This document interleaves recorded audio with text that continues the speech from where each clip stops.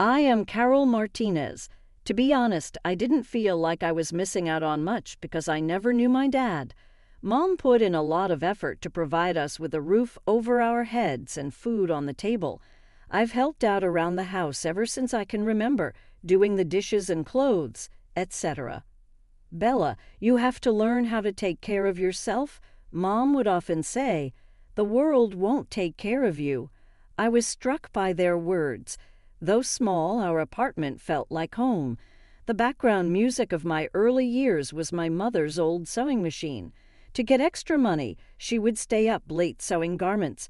Its steady hum used to put me to sleep a lot. What appealed to me? Electronic devices. It all began when numerous PCs were provided to our school. The majority of children utilized them for games, but I was intrigued by their mechanism. I would continue to study and tinker after school. The IT teacher, Mr. Johnson, once saw me attempting to install some software for video editing. With an eyebrow lifted, he said, "What are you up to, Carol?" I froze, fearing for my life. I just wanted to learn how to edit videos. Rather than lose his cool, he grinned. So why didn't you express that? I'll demonstrate a few tips for you.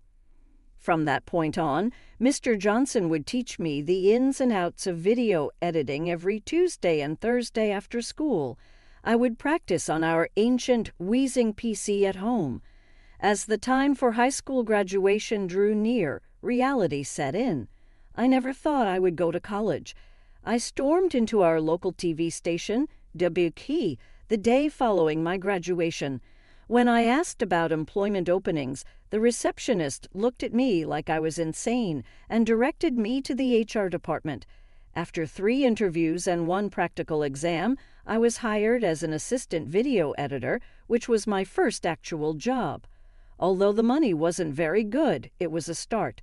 I worked nonstop for the following 2 years, doing freelance work on the weekends and working at the station throughout the week. I contributed every spare cash I could to my education fund. Even if it was tiresome, I was adamant. Then everything changed on a rare night out with Lisa and Carlos. We were attending a home party hosted by a friend of a friend. That's how I got to know Ryan Thompson. He lacked the typical good looks, looking more like a nerd with thick-rimmed spectacles and a slanted smile. However, his whole face lit up when he talked about his work in software development. I was curious. Ryan asked for my number as the celebration was coming to an end. After a brief moment of hesitation, I said, "What the hell?" and handed it to him. The following few months passed quickly. When Ryan and I first started dating, it was kind of lovely. Not what I had anticipated, but in a positive manner. Ryan asked me to marry him one evening as we were strolling home from a movie. I concurred. The wedding was elegant despite being small. My mother shed joyful tears, and I was taken aback by Ryan's parents, Linda and Robert. Considering the entire wealthy family thing, I was anxious to meet them, but they made me feel really welcome right away. Our marriage was happy for the first 2 years, although not flawless. We lived in a comfortable apartment close to the TV station, where I was still employed. Things were comfortable for Ryan at his large computer company position. We took a few travels, mostly weekend getaways throughout the nation. I enjoyed every second of it, seeing new places and enjoying things I had never had before. It was more than I had ever done growing up. Like a whole new world had suddenly become available to me.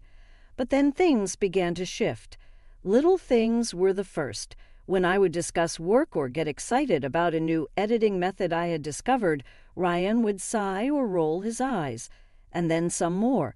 I didn't give it much thought when he first gave me an excuse not to go to a work party. "It's just an office task," he remarked. "You wouldn't be fond of it." However, it continued to happen repeatedly. I heard him talking to a coworker on the phone one evening. "Yes, I'm alone tonight. As you are aware, Bella isn't very fond of these gatherings."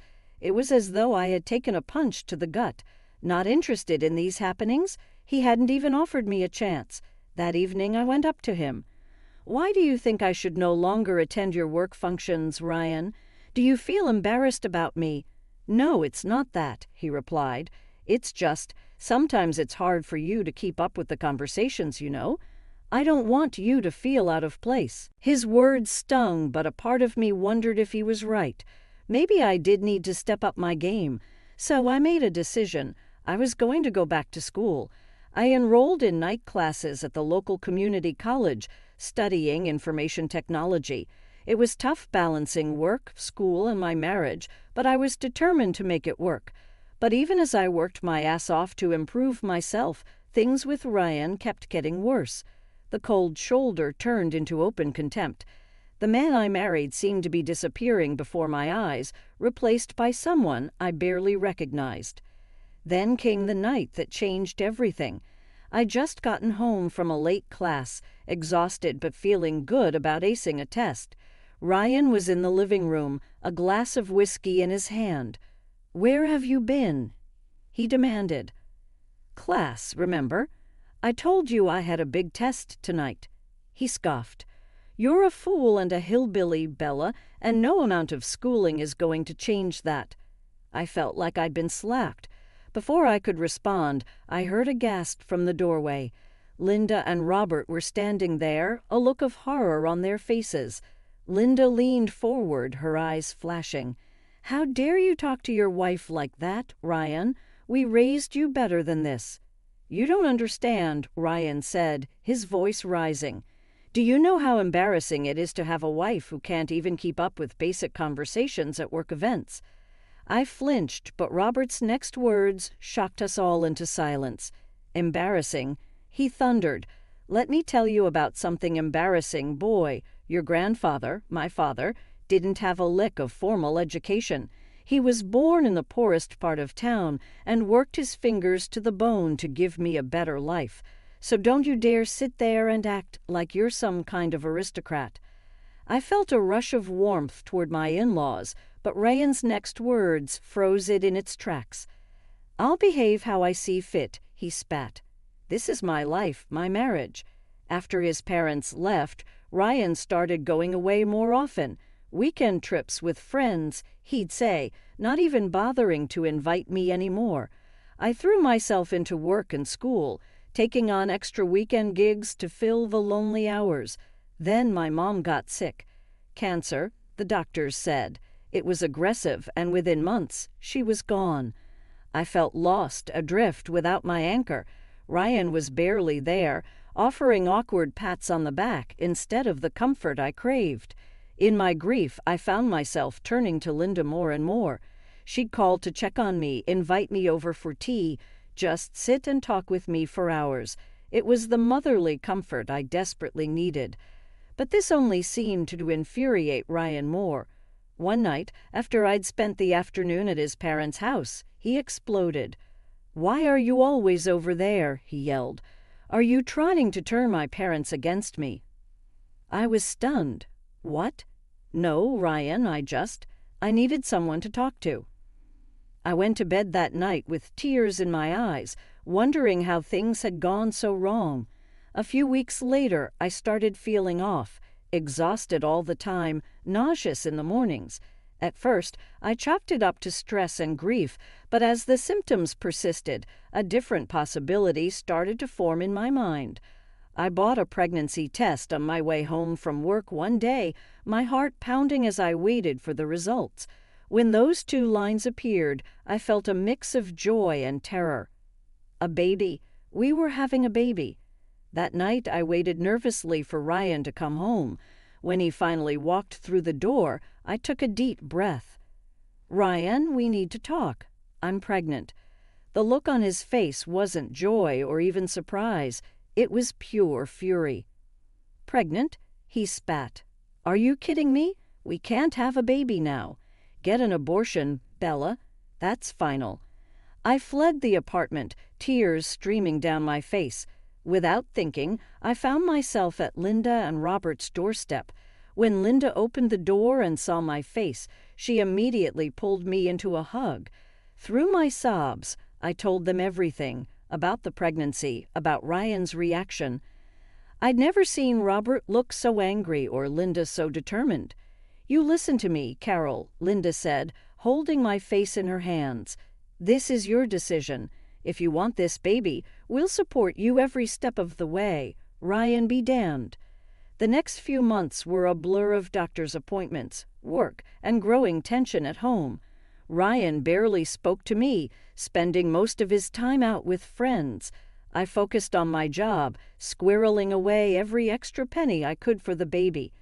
One afternoon, I had a doctor's appointment to get some routine tests done. I'd taken half a day off work and was looking forward to a quiet evening at home afterward. As I pulled into our apartment complex, I noticed Ryan's car in the parking lot. Strange, he was usually at work at this hour. I climbed the stairs to our apartment, fumbling with my keys. As I opened the door, I heard Ryan's voice. "I'll be there in a minute, babe, just grabbing my overnight bag." My heart started racing. I stepped inside and there was Ryan packing a suitcase. "Who were you talking to? Where are you going?"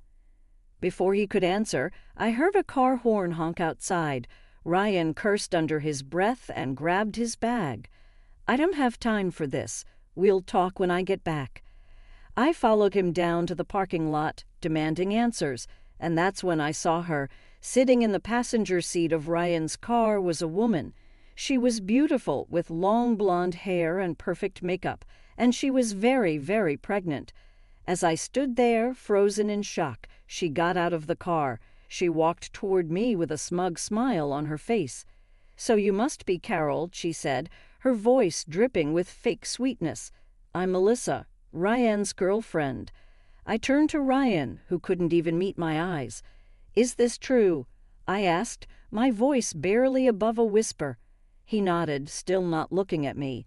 I felt a surge of anger and disgust. "Aren't you ashamed?" I asked Melissa, my voice shaking. "He's married. We're having a baby, too." Melissa's smile turned cold. "Ashamed?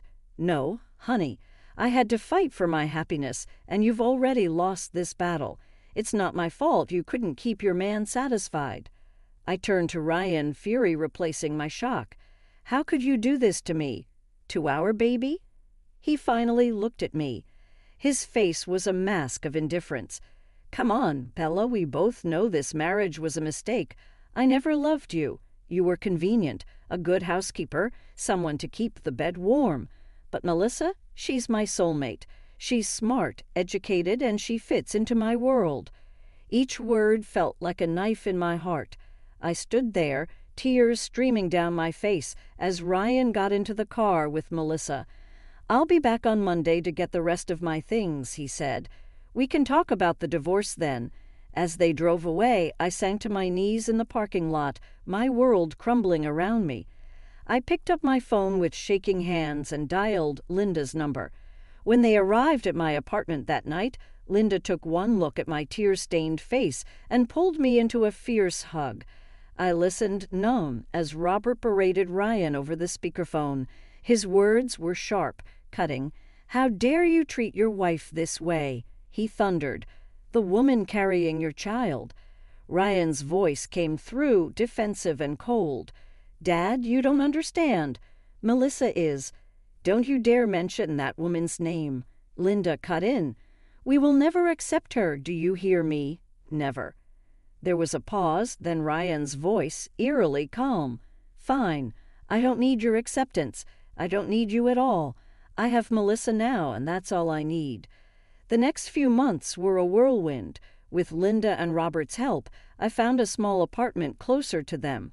The divorce proceedings were ugly, with Ryan fighting me every step of the way, but in the end it was done. I was free of him, at least legally. When my daughter Sophia was born on a crisp autumn morning, it was Linda who held my hand through the labor. Robert paced the waiting room, every bit the nervous grandfather. Ryan refused to even see Sophia. When I took him to court for child support, he had the audacity to demand a paternity test. I agreed, knowing the truth. The results came back, confirming what I already knew. Sophia was his. The court ordered him to pay alimony, but I knew better than to count on his support. The years that followed were challenging, but also filled with unexpected joy. I threw myself into my studies, finally earning my degree in information technology. At work, my dedication paid off with a promotion to senior editor. But the real blessings were Linda and Robert. They embraced their role as grandparents with a fervor that sometimes brought tears to my eyes.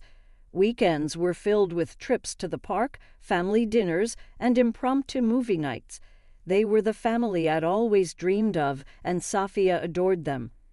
5 years flew by in a blur of bedtime stories, scraped knees, and proud moments. Sophia was growing into a smart, kind little girl with her grandmother's smile and her grandfather's curiosity. Then, one ordinary Tuesday, everything changed again. Robert collapsed at home. The diagnosis was grim: advanced pancreatic cancer. The doctors gave him months, maybe weeks. I threw myself into helping Linda care for him. Work, Sophia, my own needs. Everything took a backseat. Robert had been more of a father to me than my own ever had, and I was determined to be there for him until the end. Despite our best efforts, despite the treatments and the prayers, Robert slipped away from us 3 months later. I held Linda as she wept, feeling as though I'd lost my own father. At the funeral, I stood between Linda and Sophia, our hands linked. Ryan didn't show up. I hadn't really expected him to, but his absence was a stark reminder of how far he'd fallen. As the weeks passed, Linda's health began to decline rapidly. The loss of Robert seemed to have drained her will to live. She became frail, often confused, and prone to long bouts of silence. The solution came to me one night as I lay awake, worrying. The next morning, I called my boss and arranged to work remotely. Then I packed up Sophia and our essentials and moved into Linda's house. Our new routine took some adjusting. I hired a nurse to care for Linda during the mornings while I worked on my video editing projects. In the afternoons, Sophia and I would take over. We'd read to Linda, help her with her physical therapy exercises, or simply sit and reminisce about happier times. Weeks turned into months. Linda had good days and bad days. On the good days, we'd sit in the garden, enjoying the sunshine and each other's company. On the bad days, I'd hold her hand as she cried for Robert, for the son she'd lost long before his father's death. One sunny afternoon, Sophia and I returned from a walk to find a man in a crisp business suit leaving the house. My heart raced, fearing the worst. "Linda," I called out as we entered, "is everything okay?" She was sitting in her favorite armchair, looking tired but composed. "Everything's fine, dear. That was just Mr. Harrison, my lawyer. I needed to discuss some legal matters with him." I nodded, not pressing for details. If Linda wanted to share, she would. 3 weeks later, Linda passed away in her sleep. With shaking hands, I dialed Ryan's number. When he answered, I struggled to keep my voice steady. "Ryan, it's Carol. Your mother passed away this morning." There was a long pause, then Ryan's voice, cold and detached.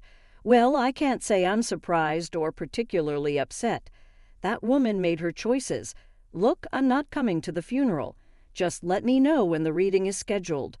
On the day of the funeral, the church was packed. Linda had touched so many lives, and it showed.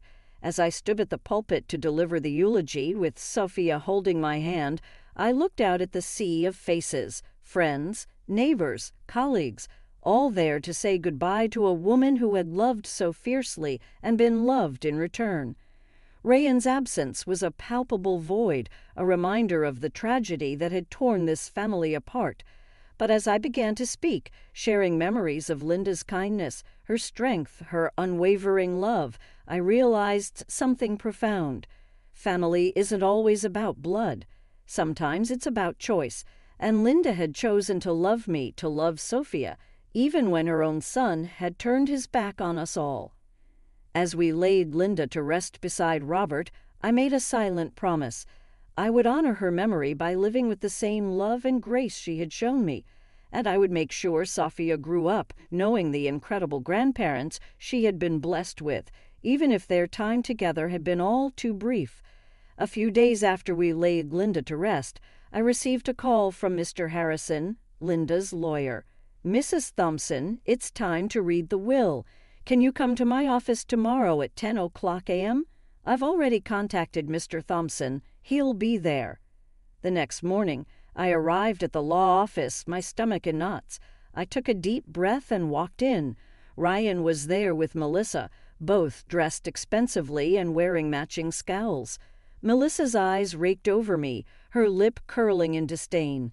"Let's begin," Mr. Harrison said, opening a folder. As he read, I watched Ryan's face. At first, he looked bored, then confused, and finally, as realization dawned, furious. "This can't be right," he interrupted. "Read it again." Mr. Harrison sighed. "Mr. Thompson, it's quite clear. Your mother has left all her property, including the house, to Carol Thompson and her daughter, Sophia." Ryan rounded on me. "You," he snarled. "You manipulated my mother, you gold-digging scum. Well, enjoy it while you can. I'm kicking you out of that house today." As they stormed out, Melissa paused at the door. "You might have won this round," she hissed, "but trust me, we're not done." I sat there, shell-shocked, as Mr. Harrison explained the details of the will. It wasn't just the house. Linda had left everything to Sophia and me. Her savings, her investments, everything. "She wanted to ensure you and Sophia would be taken care of," Mr. Harrison said gently. "Linda loved you both very much." Tears welled up in my eyes. Even after she was gone, Linda was still looking out for us. But Ryan was true to his word. The harassment started that very night. Incessant phone calls, threats, promises to destroy me. I changed my number, but it didn't stop. Then came the intimidation. Men would approach us on the street, making vague threats about paying what we owed. Sophia was terrified, clinging to me whenever we left the house. One day I surreptitiously hit a record on my phone when a man was threatening me as usual. I headed immediately to the police station once he left. The inquiry proceeded swiftly. The police had a strong case against Ryan thanks to my recording, my testimony, and the claims of neighbors who had seen the harassment. Ryan's hired goons promptly turned on him when they saw the evidence, proving he had paid them to frighten us. Ryan's expression when the police hit him with handcuffs is one I will never forget. Ultimately, a restraining order against Ryan was given to me. He was not permitted to be in contact with Sophia or me, or to be within 500 feet of us. As I put Sophia into bed that evening, I took a moment to survey the space that had been Linda's. Now it held children's books and plush animals, a symbol of the new life we were creating. With a slumbering mutter, Grandma and Grandpa are watching over us. Sophia clutched the teddy bear Robert had given her for her birthday. "Yes, they are," I kissed her forehead and said in a whisper, "and they'd be so proud of you, my brave girl." Life had a peaceful pace at last. At the TV station, I had just been promoted to deputy editor, and Sophia was excelling academically. Although we felt safe in Linda and Robert's lineage, I was committed to building our own prosperity. One beautiful afternoon, while I was leaving work, a famous figure stepped out from behind a parked car. Melissa, Ryan's wife, was not the sophisticated person I remembered. Her hair was disheveled and her eyes were ringed with red. "Carol, please," she said in a weak voice. "I need your help." I braced myself, ready for another fight, but I had no idea what she was going to say next. "Our youngster has a medical condition. He needs surgery. Please, we only need half of the inheritance. You really don't need everything, do you?" There was an odd sensation. "What's wrong with him?" I asked cautiously. Melissa glanced around briskly. "What's at stake is his heart, but not his kidneys, the doctors declare." She found it difficult to defend herself, and I remembered her haughty smile when she announced that we had won at our first meeting. I felt a cold clarity come over me. "You know, Melissa," I said sarcastically, "you seem to have given up on this fight. I was once told I had to fight for my happiness." Her face dropped to reveal rage instead of the mask of desperation. "You scum," she spat out. "Those funds are ours. It should have belonged to us." I was not going to back down. I owe you absolutely nothing. Now leave this place or I'll call the police. As I walked away and her curses faded behind me, I had a sense of finality. It had severed my last thread to my past life. That night, I had an option. It was time for a fresh start. After selling Linda's house, I bought a new one in a distant neighborhood, far away from Ryan and Melissa's possible discovery. As I sit in our lovely living room and watch Sophia completing her homework, I'm filled with gratitude. Linda and Robert have our sincere gratitude for their steadfast love, gratitude for the power I found within, yes, even gratitude for the challenges I've faced to get here.